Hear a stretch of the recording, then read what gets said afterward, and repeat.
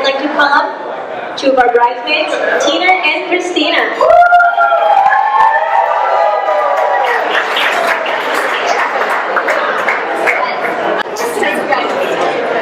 Good evening, I'm Tina. And I'm Christina, and collectively we're known as Big Inas. Mara and I graduated from high school, college, and medical school together. Senior year at Northwestern, we had an amazing year together as roommates. In fact, we were also married for several years on Facebook. So Scott, I just want you to know, choose my wife first. Needless to say, I've gotten to know Mara very well over the years. We've been together throughout some of the most difficult and the most memorable times of our lives. Some of the highlights of the years include searching for the best frat dance parties in the dead of winter, Shakira power hours, many nights out in the city, and even more days in spent studying.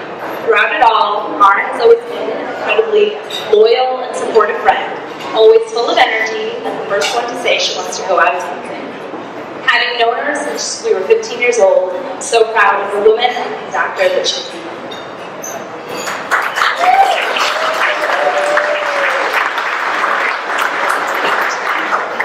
So I was lucky enough to count Mara one of my first friends at Northwestern, and even luckier to count Mara as basically my first partner in our adult lives. So there aren't that many people who are similarly type A in a way that basically made us a power couple. So we could throw parties at the drop of a hat, have the floor clean enough to eat off of before bed, and then still wake up minimally hungover before work the next morning. So this kind of partnership is really hard to find, and for that I'm always grateful.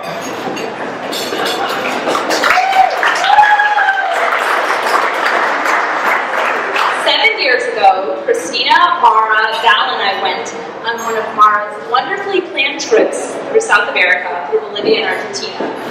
While trekking through the glaciers in Patagonia, we were dubbed Chicas de Chicago. And during this trip, spent many hours as single women discussing our futures. And of course, this included men. So tonight, with our final wedding of the three chicas, we now become Señoras de Chicago.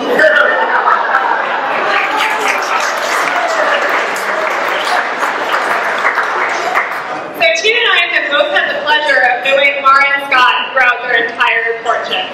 I was even there to welcome Scott as he picked Mara up on their first date. I believe I introduced myself as Mara's sweaty roommate. And I enjoyed seeing Scott grow into the role of our fourth roommate throughout the rest of the year.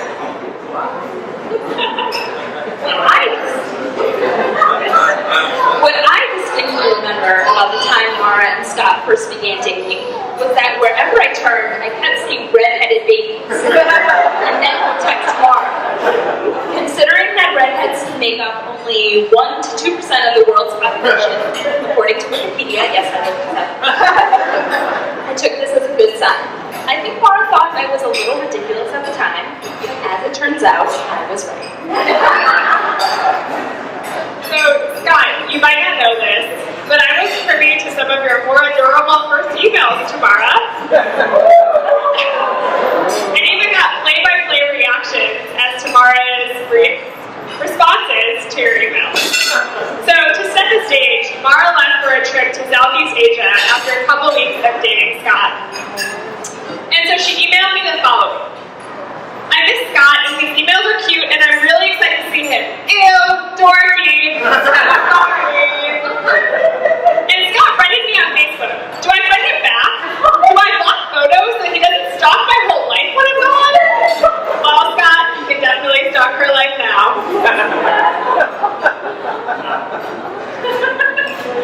So, Mara, we've never seen you as happy and relaxed as you are with Scott. Whether you're following with camels in India or moving all of your earthly belongings across the country, Scott is always there to have your back. As I mentioned earlier, I went to med school with Mara and was with her at our match day, which is the day we receive our envelopes telling us which residency program we're going to, from the list of about 10 locations all across the country that we ranked. As you can imagine, it's an extremely nerve-wracking time. but it was comforting to know that Scott was by Mara's side during this entire process. And as she opened her letter, it was abundantly clear that wherever Mara was going, Scott was going with her. So having both lived with Mara, we know that Scott has a lot to look forward to in their lives together. Your toilet paper roll will always roll from the bottom.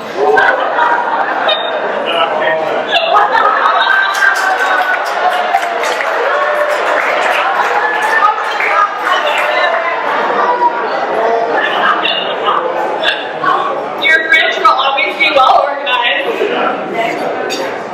You will always have a partner to watch the trashiest television of your choosing. Your trips will always be impeccably planned. You will always have someone to go dancing with. Although you probably have matured to classier establishments than the K or the Lobby. And most importantly, you'll always have a partner to make your house a home. At Christina and Brian's wedding last year, there was an incident on the dance floor involving a dip gone wrong, and somehow Mara ended up on the floor. But I must say, I think this was an isolated incident, and I think we can all agree that from this point on, Scott will always be there to catch you.